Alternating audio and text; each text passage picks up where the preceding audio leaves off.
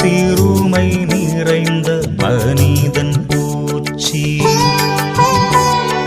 வெறுமை அடர்ந்த உலக காட்சி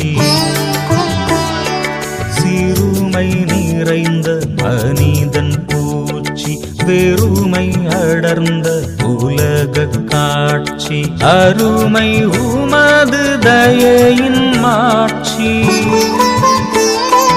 அருமை உமது தயையின் மாட்சி பெருமை அதற்கு உலகம் சாட்சி தினமும் வாழ்த்துவோம்.